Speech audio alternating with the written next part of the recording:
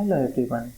Today we are going to discuss topic sets closed under addition and scalar multiplication. So let us start with the definition of set closed under addition. So the definition is a set S is said to be closed under addition if we take any two elements of S. Underline this. It says any two elements of S and their addition lies in S again. So let us go with the first example. So you can see that in this set there is only one element, that is 1. So you might have one question in your mind that in definition two elements are involved. So if we have two elements of the set S, then their addition should lie in S. But here set contains only one element. Need not worry, we will take that one twice. So over here in this example, this 1, 1 belongs to what? S, but that 1 plus 1, the addition is 2, that does not belong to what? S. So therefore this set is not closed under addition. Now note one thing, this method is called as a counter example method.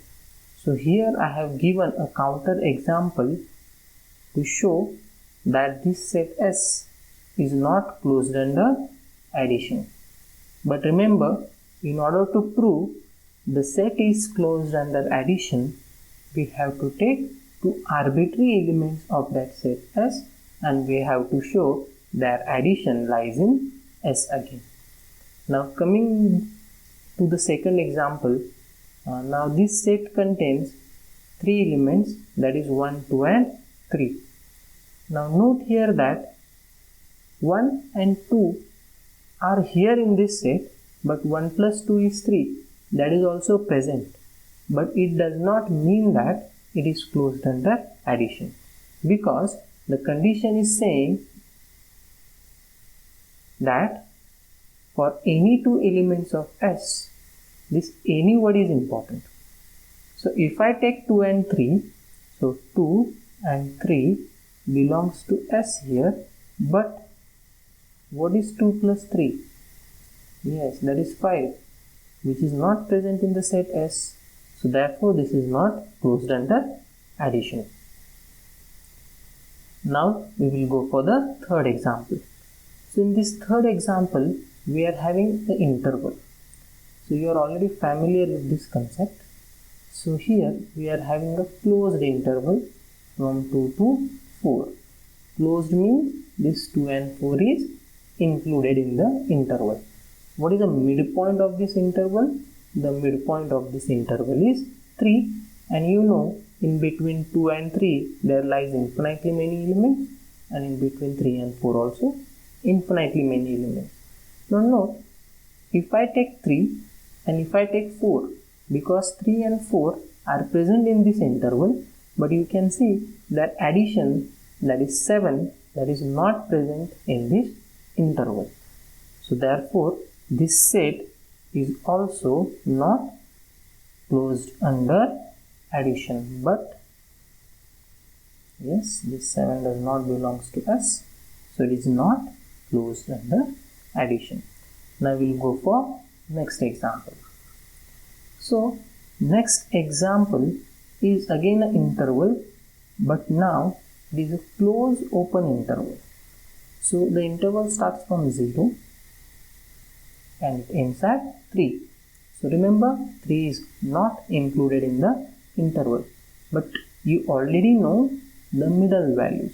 So after 3, after 0 actually, there are many elements, but 1 will appear somewhere here, and similarly 2 will appear somewhere here.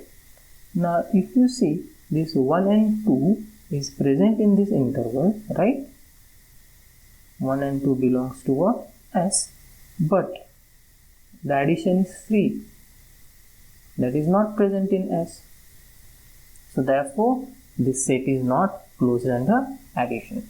Now we'll go for the next example, but I leave it for homework because it is also an interval. So you yourself can check whether this is closed under addition or not. Now next example, which is singleton 0. Now see, this set contains only one element now, right? So naturally in the definition there are two elements. So we have to pick two elements of the set S and we have to show their addition lies in S again, right? But over here it contains only one element, so that element can be taken twice. Okay, so you can easily see that if I take, yes, this will imply this addition, that is addition of 0 and 0 is 0, which is present in S. So actually what I have proved is indirectly I have proved that if I take any two elements from this set, then their addition also lies in what? S. So therefore this set is closed under addition. Now coming to next example, that is set. Now you already know the set of integers. Our set of integers is nothing but what?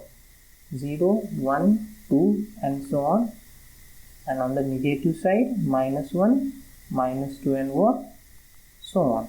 Now you can easily observe, if I take any two elements of this set, that is set of integers, their addition is also going to be an integer only. For example, if I take 1 and 100, the addition will be what? 101, and which is already present. Similarly, you can check it for the rest of the elements. So therefore this set is closed under addition.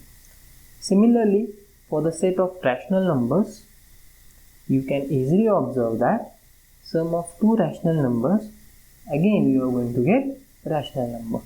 Rational numbers are nothing but what? Integer upon a non-zero integer. So this is also closed under addition. Now the last example, that is set of real numbers. So over here, what is our set of real numbers? Yes, you know 0 is there, 1 is there, 2 is there and so on.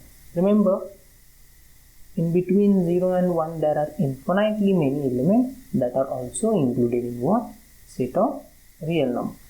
Same thing is there on the negative side.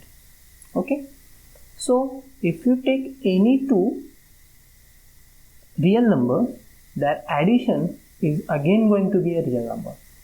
Okay, if you want I will write it here. So alpha beta belonging to S implies this alpha plus beta belongs to S.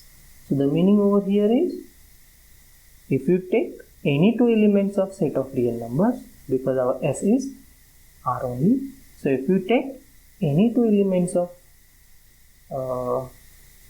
real numbers, set of real numbers, then their addition is again a real number. So therefore it is closed under addition.